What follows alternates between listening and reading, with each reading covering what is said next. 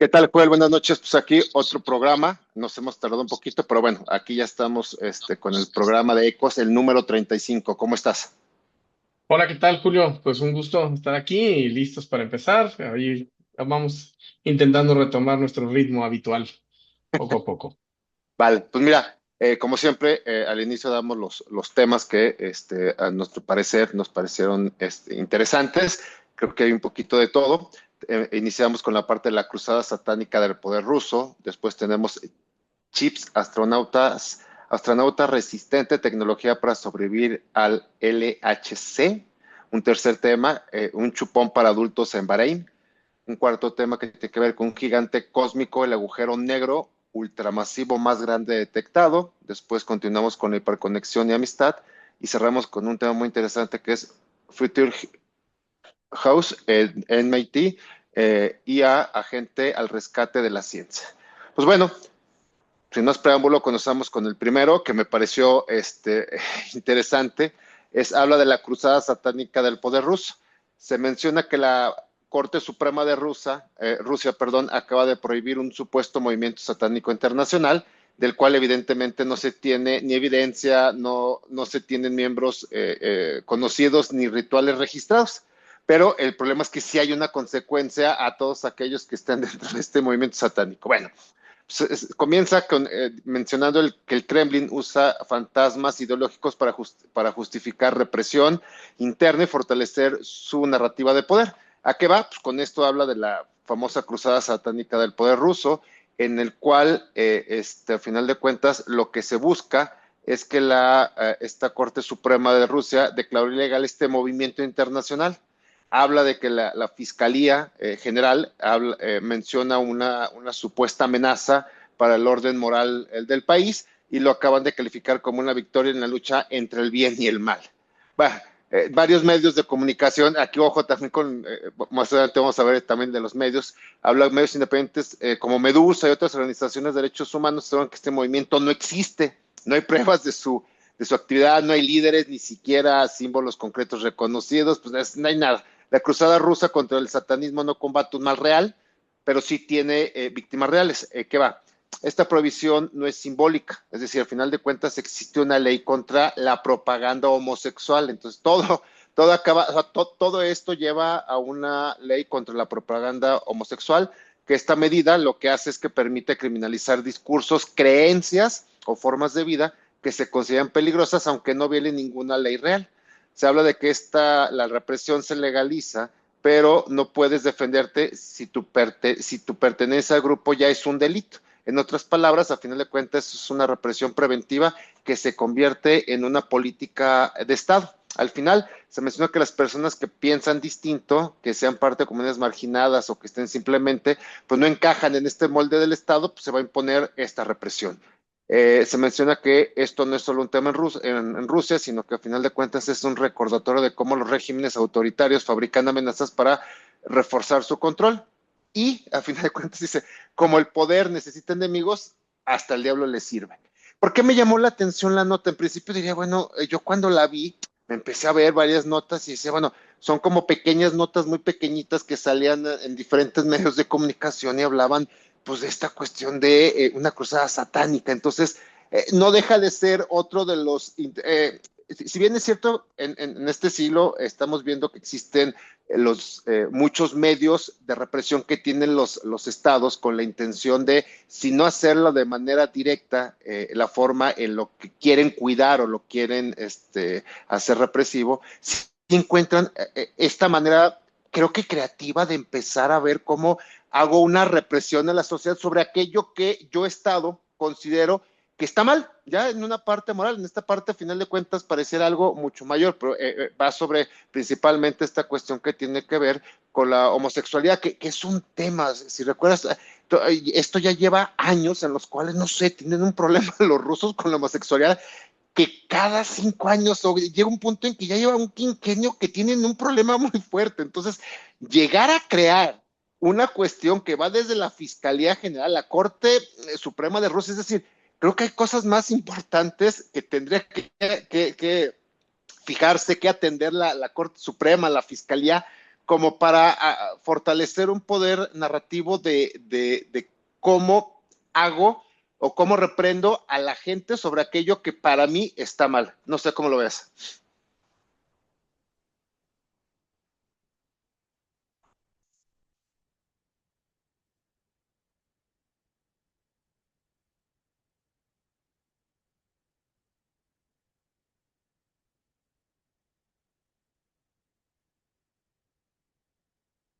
Contrastándose con otros, pero esos otros los tachan de enemigos, ¿no? O sea, necesitan, en este afán, en esta obsesión por definirse como bueno, pues la única manera de que se hace el bueno es que haya un malo. Y entonces ese malo es una conspiración satánica internacional que justamente me llama eso la atención, ¿no? Estamos en una época en la que algunos estadounidenses necesitan definirse en contraste con los inmigrantes, por ejemplo, ¿no? Y entonces no importa el inmigrante real, la persona real, sino el monstruo que construyen que les hace daño a ellos y así se definen. Y esto de suponer que hay que tener una cruzada en contra de los satanistas internacionales, pues es eso, ¿no?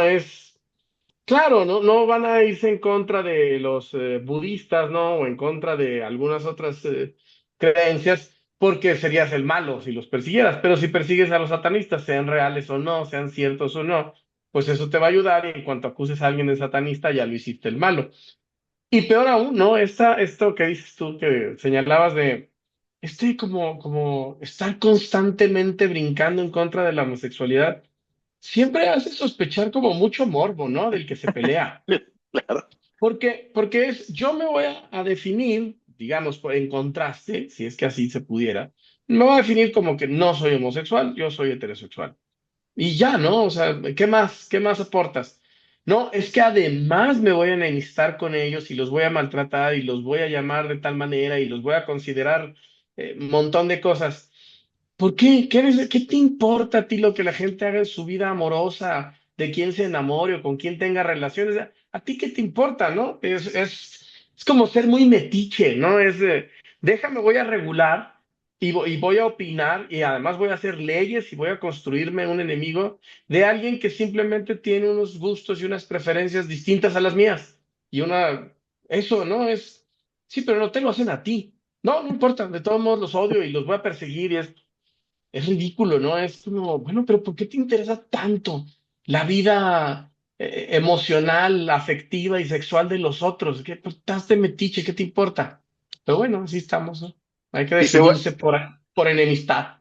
no, no, y pareciera que hay que polarizarnos, ¿no? Estoy contra o a favor. Bueno, pues simplemente puedo, no, como tú dices, Pues yo me determino o me autoconfirmo como algo y punto. Lo demás no me interesa. Ah, no, no, pero en Rusia es así de, no puedes. les Pero bueno, encanta estar peleando.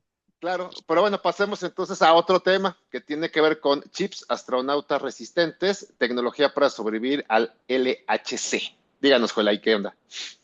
Pues fíjate que entre las investigaciones nuevas, los nuevos desarrollos, hay cosas que se tienen que inventar, ¿no? Cosas nuevas que es necesario inventar para progresar o para hacer avances o para lograr nuevas, este, digamos, eh, alcanzar nuevas fronteras de la ciencia, ¿no? Resulta que finalmente los materiales que fabricamos, los instrumentos que fabricamos, pues tienen ciertos límites. Uno de esos es la radiación. Es decir, si nosotros hacemos chips, fabricamos herramientas, pues pueden ser afectadas por la radiación. Entonces, en la Universidad de Columbia han desarrollado nuevos microchips que son resistentes a la radiación. De hecho, son ultra resistentes. Es decir, que pueden funcionar, pueden seguir trabajando en entornos con niveles muy altos de radiación, superiores incluso a los que hay en la Tierra.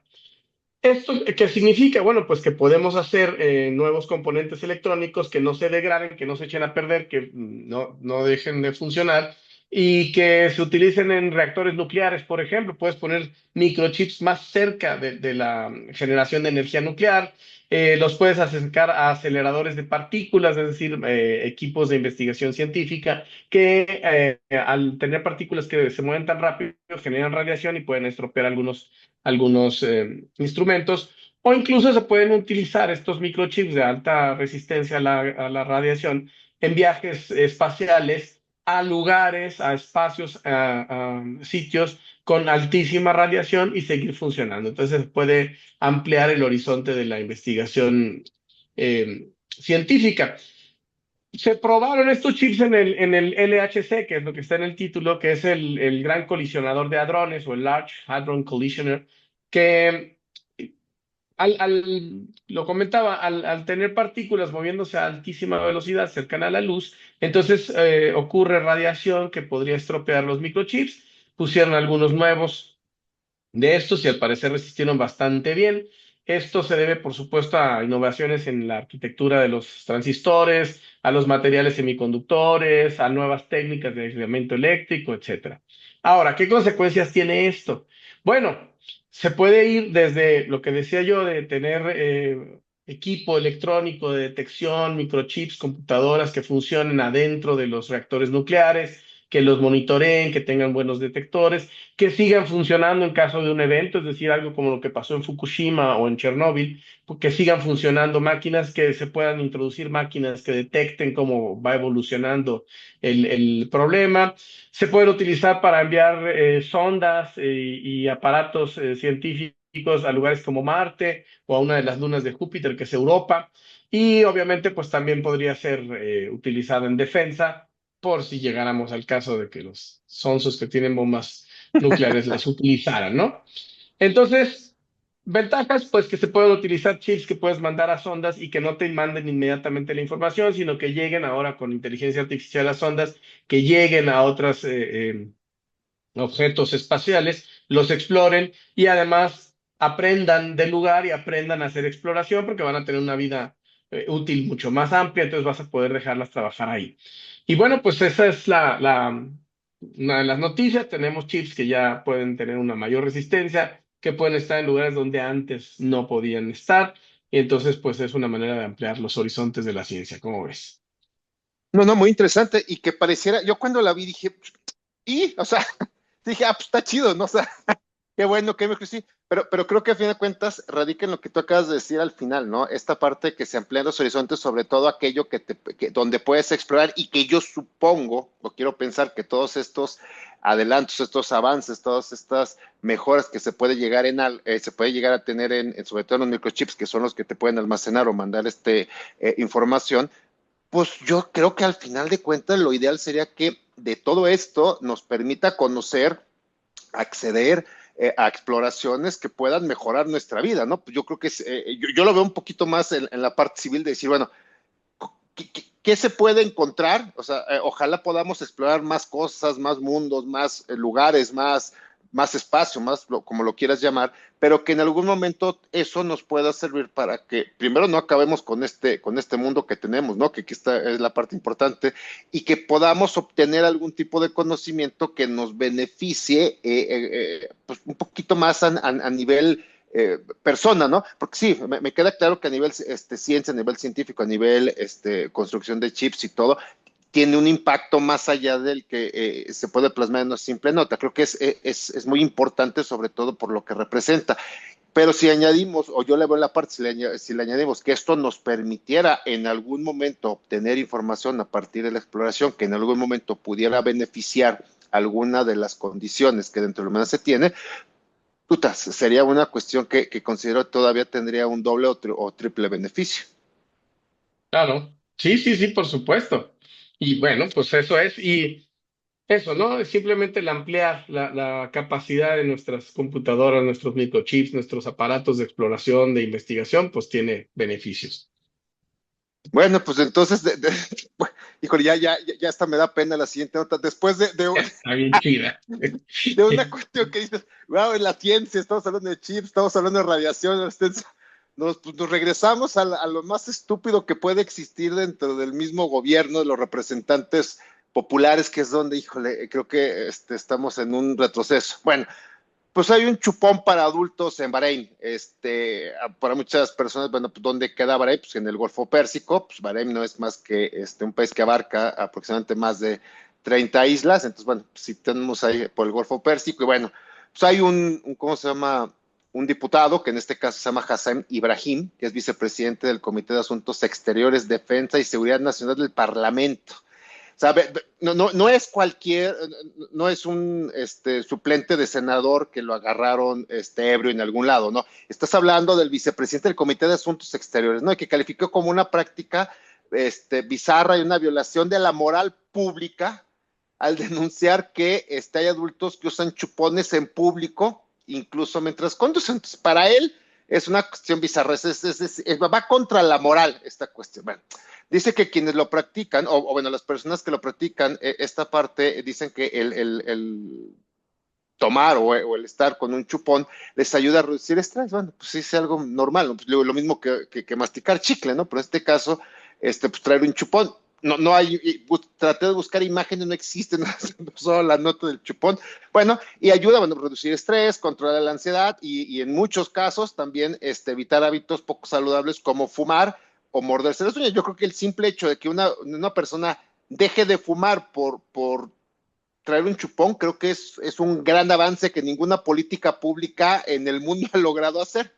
Bueno, pues a final de cuentas, no hay una cuestión, estudios en Bahrein que digan sobre el impacto de esta práctica en el sentido de que tenga algún daño, que perjudique. Pues nada, simple y sencillamente hablan de que el usar chupón, lo único que trae es un método de relajación sensorial.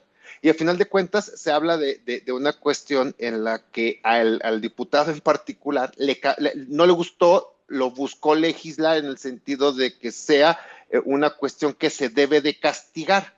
Y ahí es cuando o sea, se me hizo una nota bastante estúpida, pero dije, no puede ser posible que un representante popular con un cargo como vicepresidente del Comité de Asuntos Exteriores venga con esta parte en la cual, a final de cuentas, le interese, le importe que las personas usen chupones. Y bueno, y ya después me llamó mucho la atención porque, bueno, pues a final de cuentas estás atacando una cuestión de libertad personal. ¿Hasta dónde la libertad? O sea, si yo quiero ponerme un chupón o traer una paleta, la que guste, o quiero ponerme lo que, no sé, un gorrito de bebé, porque a final de cuentas le puede llegar a molestar, sobre todo si lidia con el estrés que las personas pueden llegar a tener.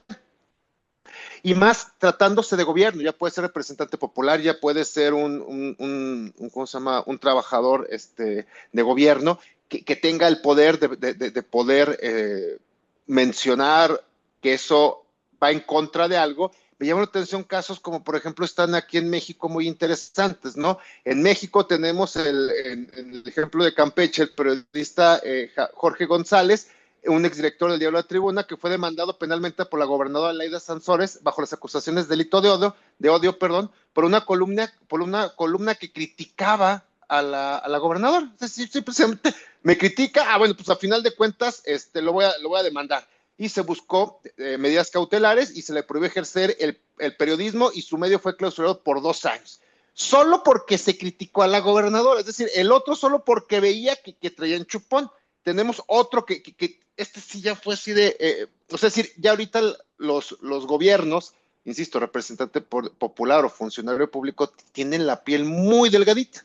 Hay otro que muy conocido como el dato protegido, ¿no? Que en este caso, Carla María Estrella, una ciudadana de Hermosillo, Sonora, en redes sociales publicó un mensaje criticando la candidatura de Diana Karina Barrera, diputada del PT, insinuando que esta fue favorecida por su esposo, el diputado Sergio Gutiérrez Laguna.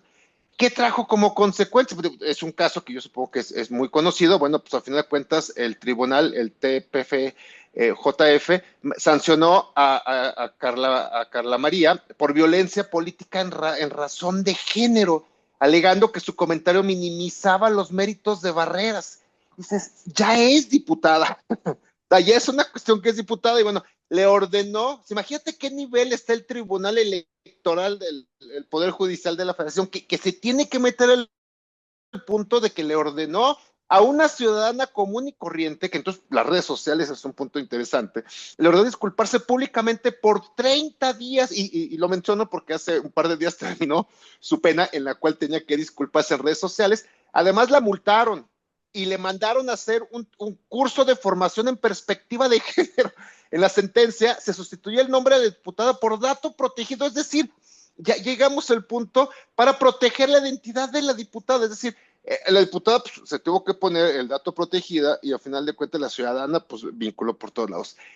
¿A qué voy con todo esto? ¿Por qué me llama la atención? Insisto, por un lado, estamos viviendo una época en que el gobierno, representantes populares, funcionarios públicos, no se les puede decir nada. Entonces, donde a final de cuentas existe por un lado una libertad personal, por otro lado una libertad de expresión, y pareciera que no hay una forma en la que se pueda criticar. Entonces, me llamó la atención desde lo más absurdo que puede ser que a alguien le moleste como funcionario público que yo traiga algún objeto, el que sea que no causa ningún daño y que a final de cuentas lo único que hace es que me beneficia con una cuestión de relajación. Y otros dos casos, Nico, que a final de cuentas yo no puedo expresarme porque ese expresar trae como consecuencia que las personas se sientan heridas a tal forma, ya nos metemos al caso de Noroña, ¿no? Que ya lo quise dejar fuera, que se tiene que utilizar los recursos públicos y las instituciones para sancionar y castigar al ciudadano para que diga, y vuélvalo a hacer. No sé cómo lo ves, güey. Está muy divertida la nota porque lo de los chupones es como...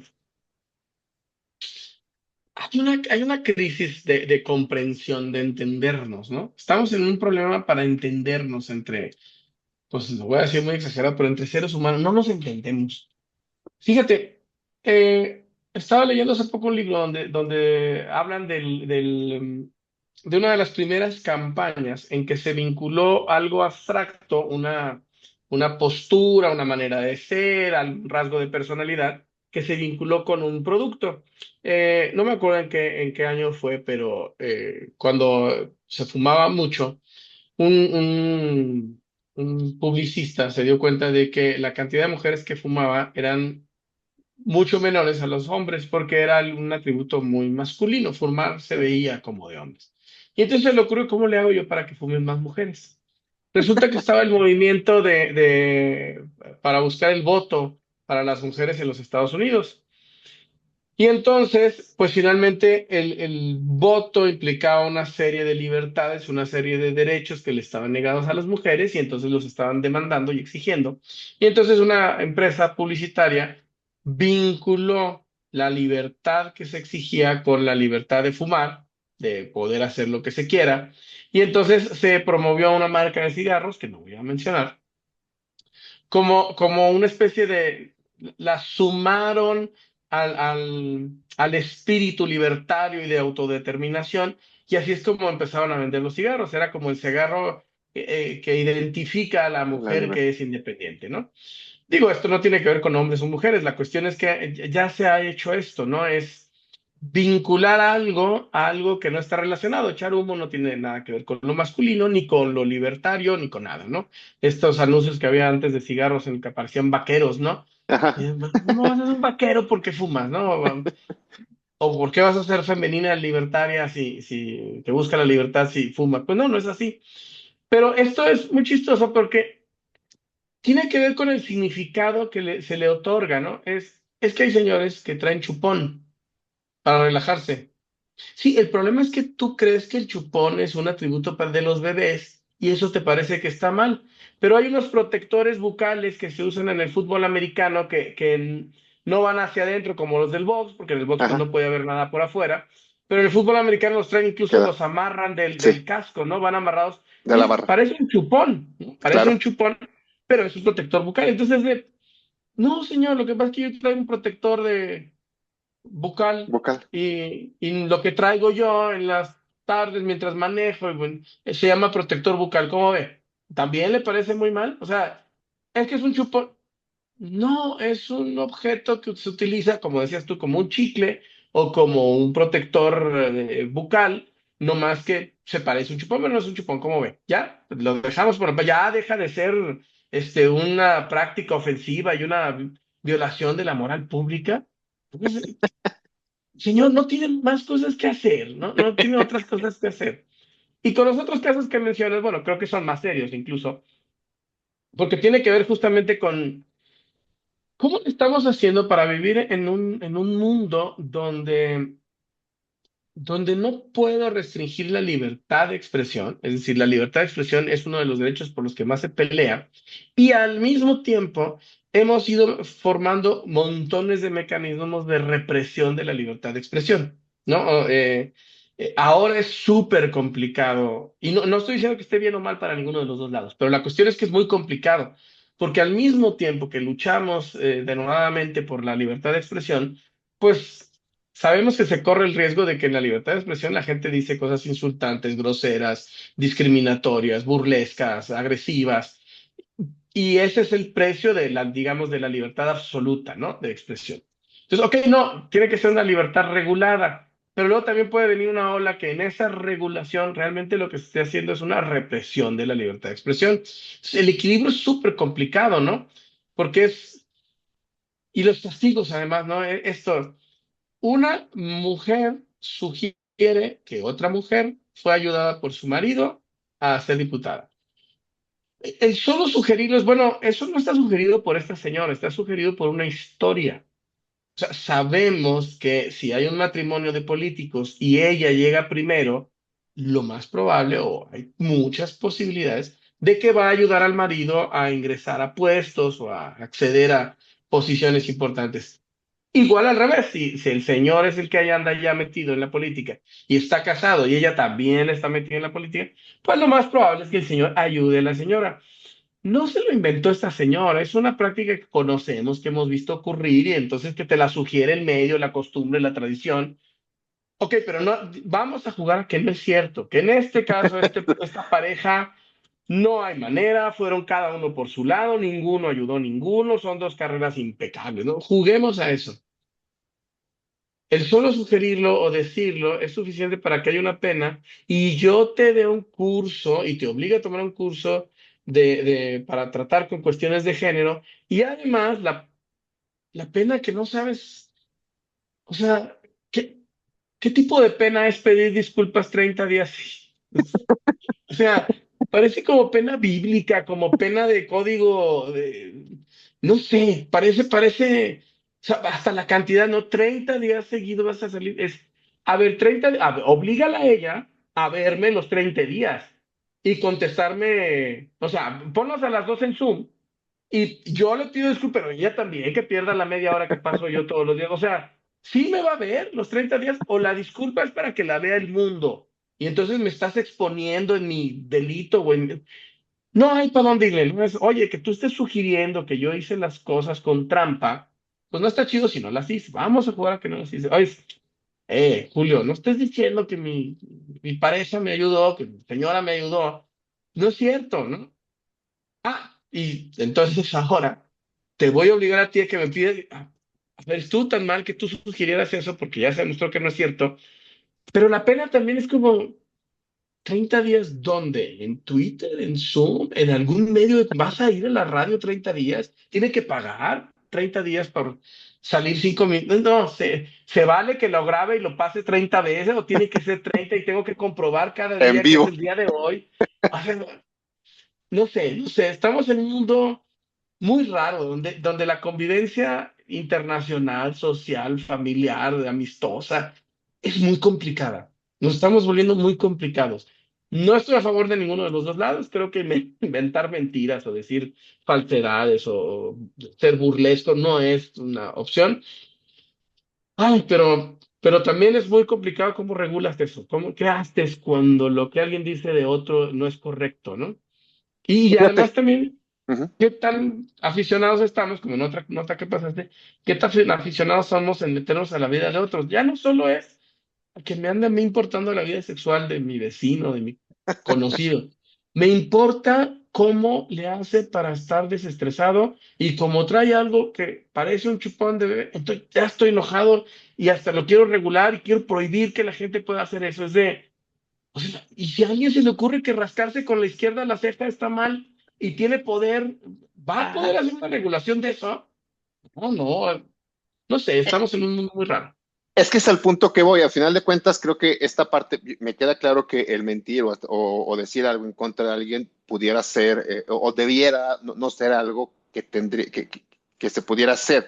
Sin embargo, el problema viene que cuando se encuentran las personas en el poder, utilizan el poder para reprimir. Pero cuando estos servidores públicos, no me refiero únicamente, no sé que tenga que estar yo diciendo 30 días una disculpa pública, pero lo que es que Di los nombres, Julio. A ver, ¿de quién hablas, papi? cuando estas personas lo hacen, no pasa nada, ¿no? O sea, es decir, el caso del presidente del Senado, ¿no? Ya, y no me extiendo, que le dijeron algo y mandó a la tribuna al ciudadano a disculparse, se lo llevó, lo trajo. Pero él sí pudo decir, y no es que esté a favor del Chicharito, ¿no? Y el caso muy simple, ¿no? Él sí insultó de una forma nacional, en todo, utilizó medios para insultar al Chicharito porque se expresó, ahí volvemos a esta parte, cómo el actual gobierno está, y no solamente hablemos del oficial, porque de repente también juegan muchos pseudocomentaristas con esta parte de el oficialismo local y el oficialismo federal. Es una tontería. Los gobiernos, sea lo que tú gustes, el que esté en el poder, no me importa el que sea, utiliza el poder para amedrentar a los ciudadanos, pero ellos son intocables, ¿no? Si yo insulto a un ciudadano como representante popular o como funcionario público, a mí no me pueden hacer nada, porque yo sí puedo insultar, pero si el ciudadano me insulta, entonces a ese sí hay que ponerlo 30 días, como dices, ¿no? O sea, 30 días a que te dices, eso es a mí lo que, más allá de esta parte que efectivamente sería imposible, yo veo muy complicado esta parte de regular, pero lo que sí creo que vale la pena destacar que cuando están en el poder se fijan en absolutamente todo, ¿no? El mismo presidente del Senado, antes de ser el representante popular, insultaba y decía, y ahora no, hay que respetar, esa es la parte que digo, se está perdiendo esta libertad o nos lo están quitando.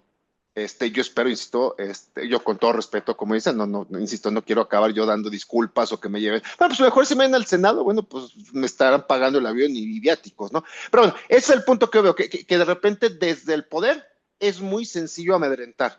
Vamos a ver qué sucede cuando ya dejen de estar en el poder. Pero bueno, ya esa será otra historia cuando terminamos. Ahora pasemos a cosas interesantes, cosas que tienen mayor relevancia. Un gigante cósmico, el agujero negro ultramasivo más grande detectado, no nos vaya a comer. ¿Qué nos dice este? Pues fíjate que un equipo internacional de astrónomos, eso también es bonito de la nota, casi todos los equipos de astrónomos son internacionales, porque tienen que juntarse personas que están en telescopios en distintos lugares del mundo. Entonces, casi siempre la ciencia más grande, más importante, los avances, sobre todo científicos más importantes, se hacen con equipos de muchas naciones, ¿no? Ahí no hay tantas fronteras. Bueno, un equipo internacional de astrónomos descubrió un agujero negro, ya hemos oído hablar, ya se comprobó la existencia de los agujeros negros y se encontró uno muy grande, de hecho, ultramasivo, en una galaxia que se llama la herradura cósmica. Tiene forma de herradura, ¿no? Este hoyo negro tiene una masa de aproximadamente 36.000 millones de soles. Es decir, incalculable en términos imaginativos, ¿no? No podemos imaginar eso. Es decir, no podemos imaginar el tamaño real del Sol, así concebirlo. Pues 36.000 millones de soles, pues ya, eso es tan parecido al infinito como cualquier otra cifra, ¿no? Este tamaño, el tamaño de este agujero negro, lo interesante, pues no solo es que está muy grande, ¿no? Sino que no es consistente con absolutamente todo lo que se creía que podría ocurrir. Es decir, es más grande de lo que se pronosticaba que podía ser un agujero negro. Entonces, eso es lo interesante porque los modelos actuales de crecimiento de los agujeros negros y de cómo evolucionan las galaxias no dan cuenta de este posible. Es decir, no estaba pronosticado. Además fue detectado por un lente gravitacional, es decir, tú pones un telescopio y la gravedad provoca que se curve la luz. Si tú te has fijado, pues las lupas, los telescopios, los Uh -huh. lentes, simplemente son objetos transparentes curvados. que hacen que la luz se Sí, modifique sí. de manera que podemos ver más grande o más lejos o más chiquito, etcétera, ¿no? Bueno, pues eso es lo que se hace. La gravedad también, como la gravedad también curva la luz, entonces puedes usar objetos masivos, objetos muy grandes que curven la luz, ves hacia la orillita del objeto, a un ladito del objeto donde se está curvando la luz, y entonces puedes usar los objetos que están lejos de nosotros como una especie de lentes. Y eso está muy padre porque se usa un lente gravitacional que aprovecha la curvatura del espacio-tiempo y hace que la luz también se modifique para ver galaxias que están más lejos, ampliarlas. Es decir, no es un lente de vidrio, es un lente gravitacional. ¿Sí? Este descubrimiento, los científicos, una de las hipótesis es que se fusionaron varios agujeros negros y que de ahí se fueron colisionando y entonces varias galaxias colisionaron, los agujeros negros de esas galaxias se fusionaron y entonces ahora hay un agujero negro ultramasivo. Es tan grande que su influencia, que su participación, digamos, gravitatoria, podría regular la formación eh, digamos, la formación de estrellas en casi todos los rincones de la galaxia. Este descubrimiento motiva nuevas observaciones con telescopios, es decir, va a haber nuevas pruebas, los van a estar viendo. Telescopios como el NICE Grace Roman o el Event Horizon van a estar muy al pendiente. Y bueno, la cuestión es que un agujero de este tamaño, pues pone en cuestionamiento algunas de las características de la física de la relatividad. eh, que no estaban todavía completamente resueltas, entonces es la ventaja.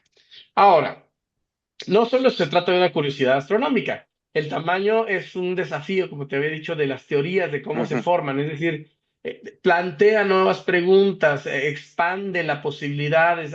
Yo creía, digamos así muy simplemente, que solo podían ser 1.000 millones de soles, pero hay uno de 36.000 millones de soles. ¿Qué pasó? ¿Qué no calculamos? ¿Qué podríamos aprender de esto? Al parecer, para lograr esta masa tendría que ocurrir más tiempo del que pronosticamos que podría ocurrir. Tendría que ser súper eficiente la acumulación de materia. Entonces, es muy interesante porque de nuevo desafía lo que ya sabemos. También es muy interesante porque, bueno, pues esta posibilidad de usar los lentes gravitacionales está pronosticada por Einstein, ¿no? Esta curvatura del espacio-tiempo estaba pronosticada y entonces estamos utilizando lo que fue una teoría en algún momento muy fantasiosa que se ha ido comprobando y comprobando y comprobando y cuyos pequeños detalles han sido probados cada vez más. Bueno, pues ya se usa de manera práctica, más de 100 años después de la aparición de la teoría, pero ya se usa, ya sirvió para hacer un descubrimiento muy importante. Y entonces, bueno, pues esto nos ayuda a refinar los modelos, ya ayuda a precisar mejor la relatividad general, la mecánica cuántica. Y bueno, también digo como corolario, como extra, pues finalmente esto luego reactiva el interés por la ciencia. Si sabemos venderle a los niños lo interesante, lo curioso que es la aparición de un objeto de este tamaño, de estas características, pues se reaviva el interés por la ciencia. Entonces, además tiene esa ventaja. ¿Cómo ves? No, no, Y no muy tiene nada que interesante. ver con decisiones de políticos ni con decisiones de discriminaciones, ni nada de ese tipo. A eso iba inicialmente, ¿no? Esta parte bien, o me pareció muy interesante que mencionaras, cómo a final de cuentas cuando las personas piensan, no te importa mayores cuestiones que simplemente colaborar con la intención de obtener mayor conocimiento, ¿no? Esta parte de cómo, esta parte del hoyo negro y cómo se descubre, y sobre todo esta parte de empezar a preguntarse, que es donde te viene la parte filosófica, la parte de la ciencia, de estar creando, y dices, oye, pues ¿qué se nos fue? Oye, pues desde acá nosotros vimos esto, oye, pues nosotros creíamos que, o sea, esta parte de cómo la ciencia se hace y se hace mayor y más fecunda a partir de esta diversidad de pensamiento, que no tiene una parte egoísta, ni voy a decir, no, pues es de otro, no, no, no, no, ¿sabes? Dejas de lado cuando las personas piensan, dejan de lado cuestiones tontas y en las cuales se ponen a ver qué es aquello que la otra parte me puede, ¿cómo se llama?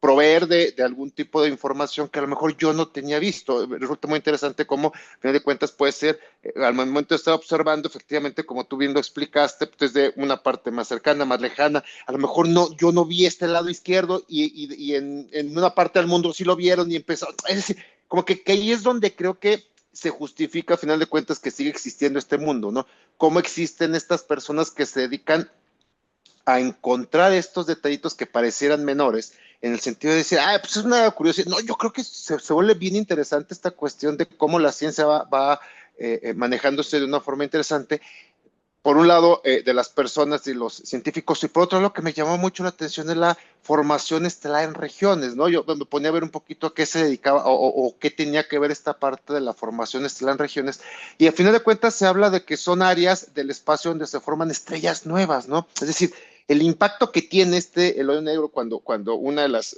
cuestiones benéficas que tiene es el espacio donde están formando estrellas nuevas. Bueno, entonces eso te va ampliando. De por sí es vasto el universo y uno de repente pareciera que cree que el sistema solar es la... Bueno, empieza a haber un hoyo negro que es algo en dimensiones, como tú dices, a lo mejor suena muy simple, que es mucho mayor de lo que se imaginaba. Entonces, además de eso, todo esto nos está generando estrellas nuevas. Entonces, estás teniendo un ámbito de exploración todavía mayor, de investigación. Entonces, a mí me llama mucho cuando yo dije, bueno, formación, pero ¿qué tiene de interesante? Bueno, pues simple y sencillamente estás formando estrellas nuevas. Debe de haber un impacto de algún momento. A lo mejor no es un impacto inmediato en los sistemas, ¿cómo se llama? En el universo, en los planetas, en la gravitación. Algo debe de impactar que a lo mejor nos tocará ver o será pronto, será cercano, pero resulta interesante qué es lo que nos deriva y que no únicamente nos vayamos con la parte de que yo en un principio se relaciona mucho a partir de películas, sobre todo los hoyos negros, como algo que absorbe, ¿no? Yo pues iniciaba cuando te salía la palabra con la, ¿cómo se llama? Con la nota, decía, bueno, pues cuando se absorbe, no, pues el hoyo negro no necesariamente tiende únicamente a una situación que va en el cual, pues es una tontería que nos ha dado ¿cómo se llama? Las películas, ¿no? Los ojos negros, no, o sea, tiene más allá y creo que esta no tiene sentido. Me llama la atención estas dos cosas. Uno, que creo que el mundo tiene todavía una cuestión interesante de que gente pensante y que se puede unir de cualquier lado. Y segundo, esta cuestión de las estrellas, se generan nuevas estrellas, es decir, estamos hablando de, al final de cuentas, esta cuestión en la cual se sigue creando, estemos presentes o no sobre ese conocimiento. Justamente. Pero bueno, pues ahora lleguemos a una cuestión, ya nos metamos en mayores situaciones, hablemos de algo que en principio pareciera pues, como algo muy cotidiano, que es de la hiperconexión y la amistad, ¿no? Se habla que en un principio, actualmente, y creo que derivado mucho también de la pandemia que pasamos, a final de cuentas resulta como para, sobre todo las generaciones más jóvenes, resulta muy interesante o muy importante tener cientos de amigos en redes sociales, ¿no? Es decir, entre más amigos tienes, pues eres más popular en redes sociales porque a final de cuentas puede tener una cuestión que va con la popularidad que se puede llegar a tener. Y la otra es las amistades, que a final de cuentas llega más a una cuestión social que tiene que ver con un mayor contacto, pero un contacto más cercano. Hablamos de que estamos en esta hiperconexión digital, donde mencionaba, pues entre más sumemos amigos, pues a final de cuentas suena importante. Hay un antropólogo, Robin Dunbar, que sostiene que el ser humano solo puede mantener relaciones significativas con unas 150 personas. Se me hace un dato, una cuestión de número muy, muy amplia, ¿no? Y dentro de ese grupo, dice, apenas 5 o 6 vínculos cercanos, ¿no? Entonces, a fin de cuentas, tú puedes tener 150 amistades, pero de eso se reduce a 5 o 6 y se me hacen, ¿cómo se llama? Una cantidad más o menos en la que va, del tipo que realmente va acompañando a las personas, ya sea, ya sabemos que en las cuestiones buenas, en las cuestiones malas, en las cuestiones como muy generales de la vida. Y empezamos a hablar de esta palabra que yo no soy mucho de estar de acuerdo, pero hablamos de esto que se llama una brecha entre la cantidad y calidad, entre lo que significa la cantidad de amigos y lo que representan a final de cuentas para las personas. Hay muchos estudios que hablan de una sobrecarga relacional, sobre todo a partir de estas plataformas digitales, que puede haber, que puede generar agotamiento emocional, soledad encubierta, una falsa sensación de compañía. ¿Qué significa? Pues para muchas personas el hecho de que tú publiques una fotografía y tengas 10,000 personas en tus redes sociales y solo 3 te den un like o solo 4 vean tu publicación, realmente está generando estas cuestiones de cuestiones emocionales en las cuales están generando enfermedades de tipo mental y emocional porque no son reconocidos en el ámbito digital. Por otro lado, también estamos hablando de un fenómeno silencioso que es la pérdida de las amistades con el paso del tiempo. Por un lado tenemos la hiperconectividad digital y por otro lado tenemos que al final de cuentas existe que sí se van perdiendo amistades, hay otras que son más sólidas, pero hay diversos estudios en los que se muestra que a partir de los 30 años y con más fuerza después de los 40, las redes de amistades tienden a reducirse, es decir, pareciera que entre más edad tenemos, menos amigos vamos manteniendo. Creo que en mi caso me refleja perfectamente, no tengo ningún problema. Sí creo que tenía más amistades cuando era más joven, ahorita creo que sí son muy específicas estas partes en las que se tiene. Hay cuestiones que se encuentran o que se empiezan a detectar como que pues, van creando las prioridades, pues algo normal, el tiempo se escasea y el esfuerzo por mantener los vínculos, pues evidentemente se vuelve más exigente. A final de cuentas, una de las partes importantes por los que se vuelve teniendo amigos, se habla que es una cuestión que tiene que ver con la cuestión de el apoyo emocional. En el caso de estas investigaciones desde la parte antropológica, se habla de que la calidad emocional de la amistad madura suele ser más alta, es decir, entre más edad tienes, la calidad emocional de tus amistades es mejor y es mayor, tiene un poco de sentido, y se habla de que ya no se busca tener más amigos. Dices, pues yo con los que tengo, yo en mi parte, este, yo de mi parte, pues lo que digo, con los que tengo, está bien, ya los demás pueden ser conocidos, pero al final de cuentas se mantiene a partir de una lealtad, ya te conocen, ya hay una comprensión y al final de cuentas existe esta cuestión de puedo hablar con mis amigos sin tener problemas, ¿no? Que le sucede a muchas personas en el ámbito social. Hay otras que no tienen esta parte de filtro de decir, bueno, estoy con mis amigos, estoy a gusto, estoy contento, me puedo quedar, puedo decir lo que sea. Cuando estoy en un grupo social diferente, el rol que yo puedo desarrollar en ese grupo de amigos, pues dices que no me siento a gusto porque no puedo decir lo que yo siento sin que me sienta juzgado. Y con mis amigos, pues ya sé que a fin de cuentas yo puedo decir y hacer lo que yo quiera. Y bueno, por otro lado viene la parte que esta cuestión de la conexión, lo que busca en un principio o quisieran hacer es recuperar una autenticidad de sus vínculos, lo cual se vuelve muy complejo, por lo que a final de cuentas resulta la parte digital y la cuestión de tener una gran cantidad de amigos.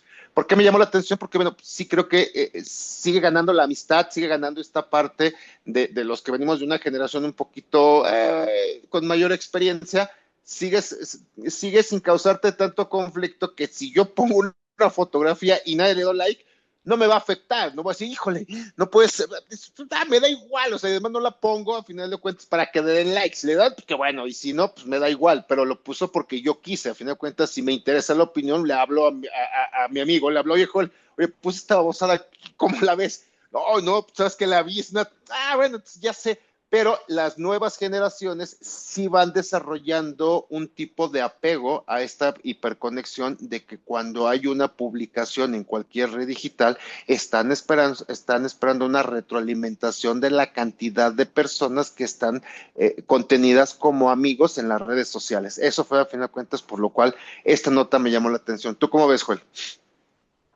Es muy interesante. Yo siempre que salen estos artículos sobre la cantidad de amistades y siempre me llama la atención las definiciones como en general, ¿no? Uh-huh. No sé qué tanto puedes meter en un mismo bote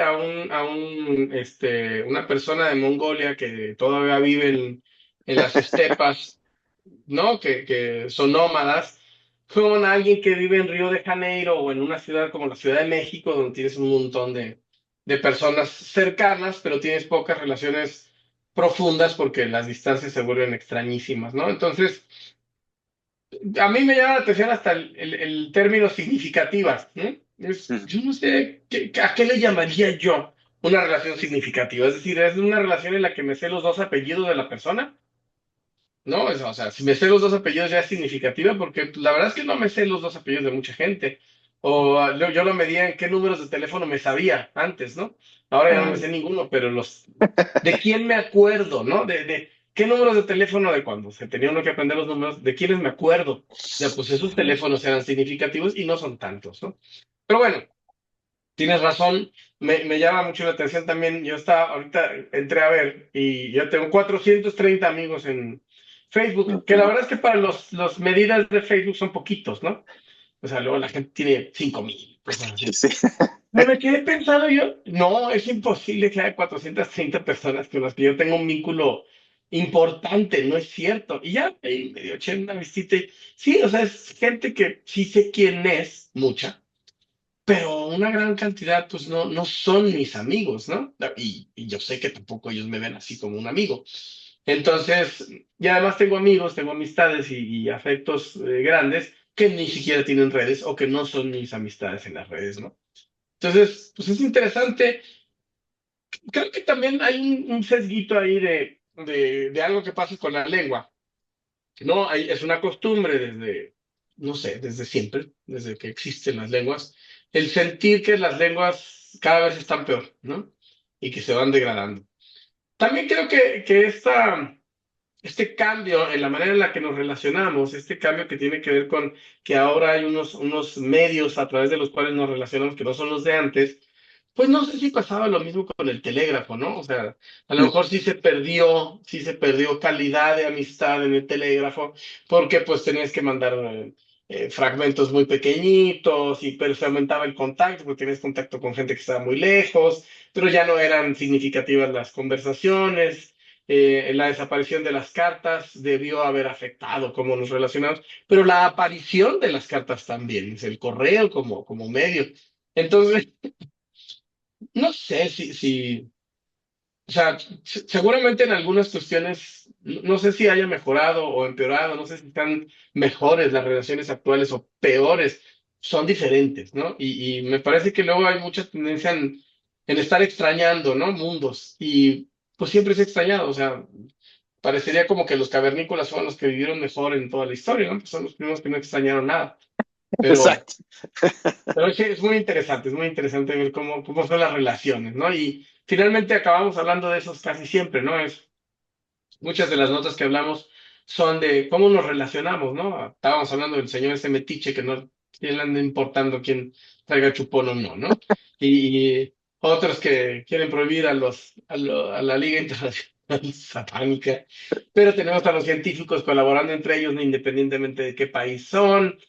Entonces, es rara la manera en que nos relacionamos los seres humanos, es como que determina mucho de lo que hacemos y lo que no hacemos, lo que podemos y no podemos. Pero bueno, eso es. No, y al final de cuentas, creo que también lo interesante que da para poder comentarlo, platicarlo o entenderlo es la forma que se estudia, ¿no? Que, como bien dices ahorita, pues cada quien lo va a estudiar, pues desde la antropología lo ven desde una forma y depende del antropólogo y depende de su corriente, es decir, pero no deja de dar una cuestión de cómo vamos avanzando y no deja de ser que creo que interesante que personas con una formación puedan de una u otra forma hacer un estudio desde una perspectiva particular, ¿no? Y eso permite ir diciendo, pues si estoy de acuerdo o no estoy de acuerdo, lo puedo comprender. Híjole, pues hay cosas que le podrían faltar. Pero bueno, eso nos permite. Y bueno, pues vamos a cerrar de una forma en la cual la ciencia nos ayude y no solamente quedarnos con un chupón. Es la última nota con la que cerramos fue el Future House, perdón, el MIT, la inteligencia artificial, agente al rescate de la ciencia. ¿Qué nos dices de esto, Joel? Fíjate que desde hace mucho tiempo el MIT tiene como una costumbre de hacer como desarrollos que luego ponen a la orden de las personas. Hay un lenguaje de programación para niños parecido a lo que nos tocó a nosotros, que se llama Logo o Uh -huh. Basic, pues sobre todo Logo. Sí. El MIT creó un lenguaje de programación que enseña a programar, que se llama Scratch, y es un sitio gratuito donde los niños pueden aprender a programar, cómo funciona una computadora. Y así han hecho varias cosas en el MIT. Ahora en el Instituto Tecnológico de Massachusetts han creado algo que se llama Future House, que se me hace raro el nombre, pero es así, Casa del Futuro, ¿no? Uh -huh. Y que en realidad está diseñado para la investigación y de inicio está como muy pensada en investigación biológica, pero es investigación en general. Y es, ok, vamos a crear un entorno, un ecosistema, ahora se llaman, herramientas de inteligencia artificial que sean como agentes que te ayudan a hacer investigación científica. Es decir, vamos a usar la inteligencia artificial para investigar. Y entonces hay varias herramientas, todas así con nombres de aves, ¿no? Está el Crow o Cuervo, que Ajá. responde a preguntas científicas citando artículos revisados. Es decir, es una fuente de consulta, pero las preguntas que le haces solo provienen de fuentes serias, ¿no? De artículos científicos que estén sancionados. OWL, Búho, organiza información, es un organizador de información científica. Entonces tienes manera de recopilar información consultando miles de artículos científicos en unos minutos, porque la inteligencia artificial te ayuda a hacerlo, y luego la puedes organizar también en minutos, porque tienes una herramienta que se llama OWL, que es el organizador. Hay otra herramienta de inteligencia artificial, es decir, ya teniendo eso, tu información organizada y tu idea, la parte humana que interviene ahí, la curiosidad humana, la creatividad, lo que a ti se te antoja hacer, se llama Halcón, que es para diseñar experimentos. Es decir, te permite diseñar el experimento a partir de lo que tú quieres comprobar, de tus hipótesis. Otra de las herramientas, todas de inteligencia artificial, se llama Phoenix, que es un analizador de datos. Es decir, ya hiciste tu experimento, pusiste en marcha tu experimento con Falcon y entonces que ayudó a diseñar Falcon. Y entonces los datos que se arrojen pues pueden ser analizados con Phoenix. Y finalmente Finch te ayuda a redactar el informe, es decir, a producir el artículo. Por supuesto, todo esto suena a que vamos a tener montones de investigadores, que ya los tenemos, de todos modos, tenemos montonales de científicos, entre comillas, que lo que hacen es plagiar, copiar, echar la flojera todo el año y publicar solo para demostrar que se hacen investigación, copiar datos de otros lados.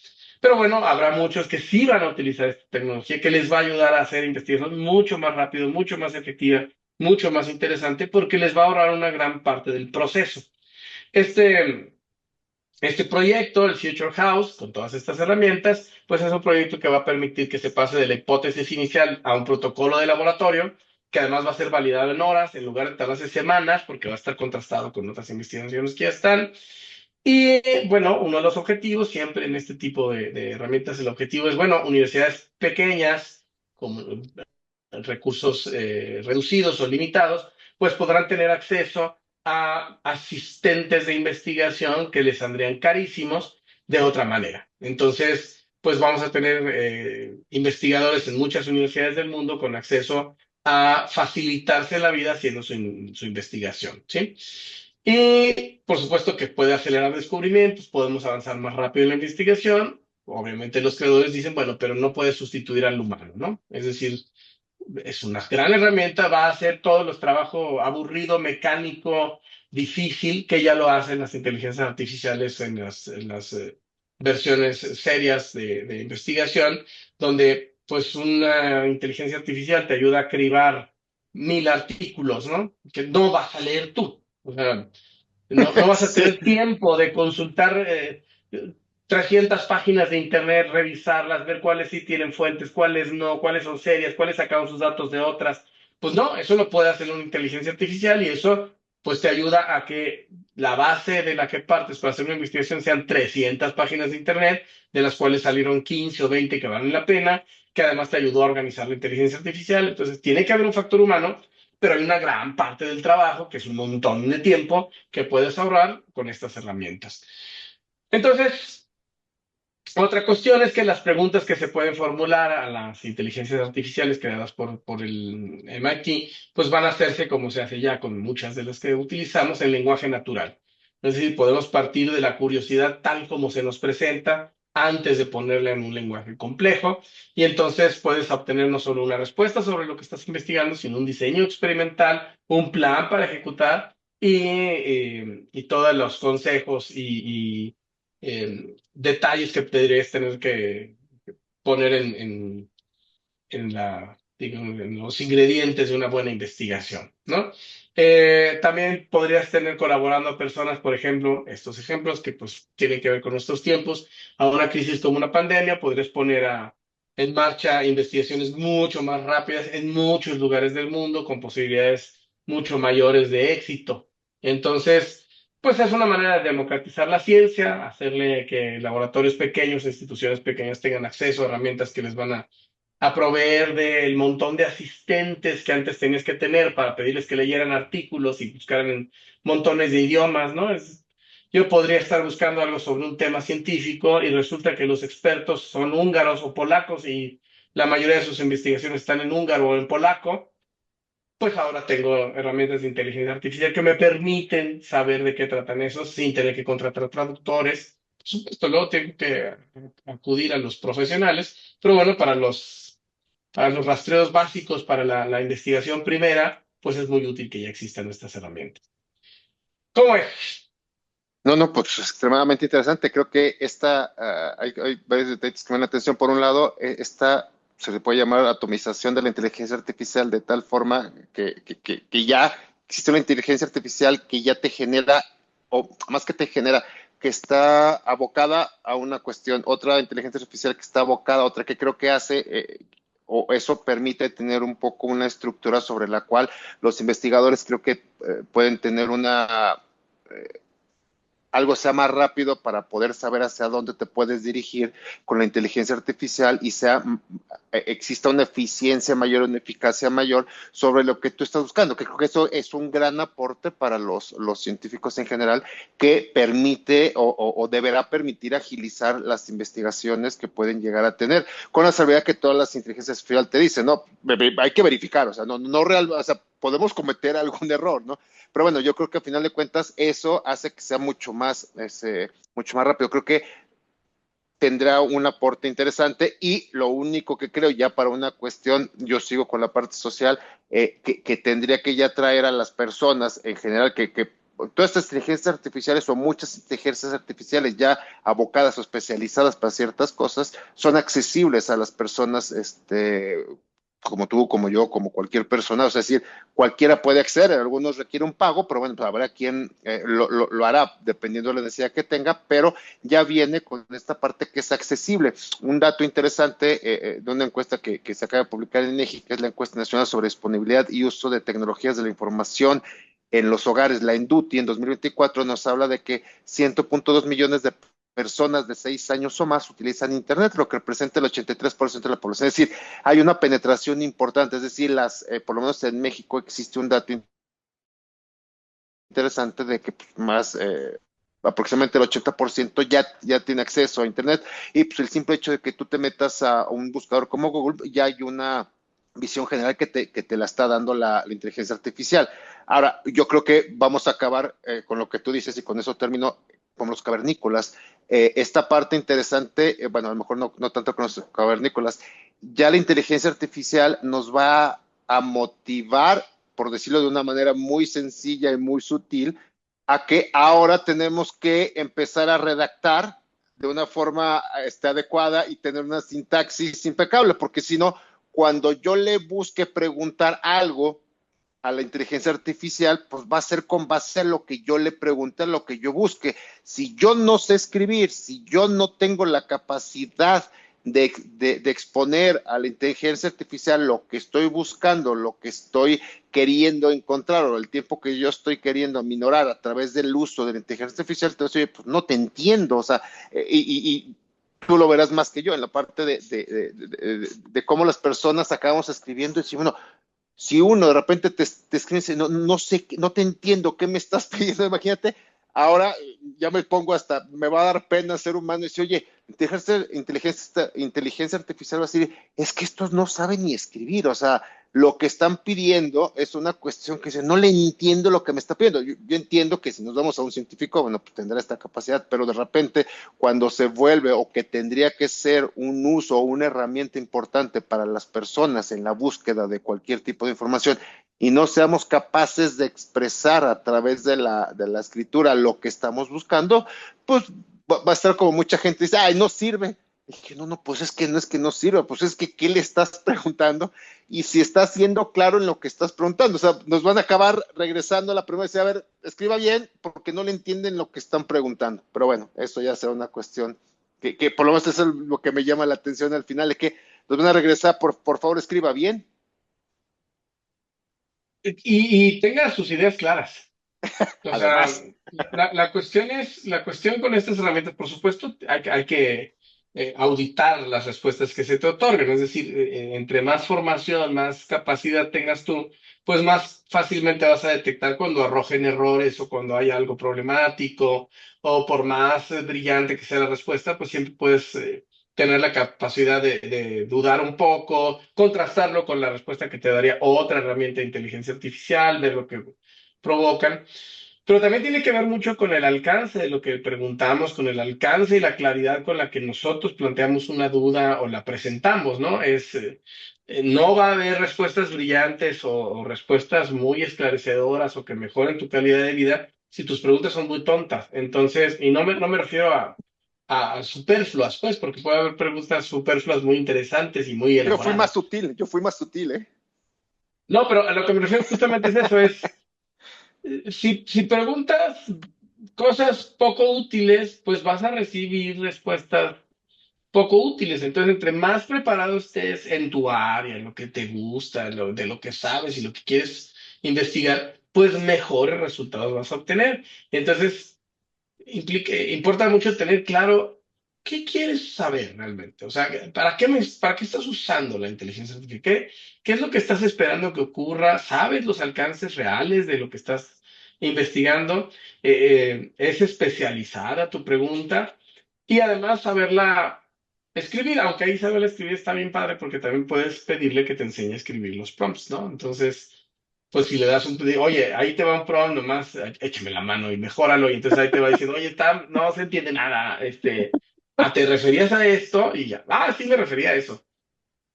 Puede ser que te ayude, pero lo mejor sería que primero que tengas claro qué quieres saber, segundo, que tengas claro cómo expresarlo, y seguramente te arrojará mejores resultados, pero bueno, ya lo veremos con el tiempo. Habrá unos que ya nada más directamente se metan a tu cabeza y sepan lo que estás pensando y ya ni siquiera lo tengas que expresar.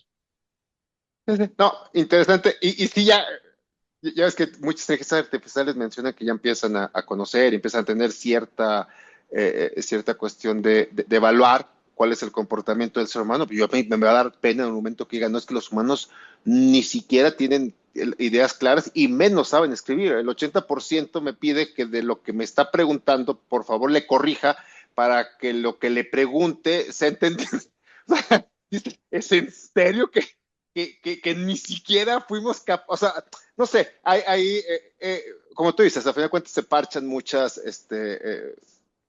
herramientas que debimos de haber tenido y que nos vamos a dar cuenta que cuando lo escribimos te dicen, a ver, lo que me quisiste decir fue esto, ¿verdad? Ah, sí, eso es lo que, o sea, viene como que también darte cuenta, yo me acuerdo que en alguna ocasión cuando se utilizaba inteligencia artificial me decías, bueno, es que lo interesante de cuando lo utilices no es que lo copies y lo pegues, sino cuando revises digas, esto es lo que me faltó perfecto, entonces yo lo voy mejorando, porque si no vamos a acabar teniendo una dependencia de, mira, al cabo ya me conoce la inteligencia artificial, entonces ya sabe que lo que quise decir es lo que ya me está traduciendo, que yo quise, ya se vuelve una cuestión de que hay que sacarle un provecho mayor, ¿no? Pero bueno, a final de cuentas, ahí quedamos con esto de la inteligencia artificial. Y bueno, Joel, creo que con esto terminamos. Creo que tenemos notas un poquito de todo. Mezclamos lo científico con lo un poco irracional y un poco la incomprensión que de repente tenemos los seres humanos. Y bueno, pues esperemos que les gusten, les llamen la atención, y por lo menos hayamos contribuido a que por lo menos una persona le llame la atención a algún tema, pueda ahondar y por lo menos se divierta o se entretenga. Joel, pues nada, muchas gracias. Pasa una buena noche. Como siempre, es un placer hacer este programa contigo. Un gusto, como siempre, es muy divertido. Esperemos que lo hagamos más con mayor regularidad, con mejor regularidad, pero un gusto como siempre y esperemos que le guste a la audiencia.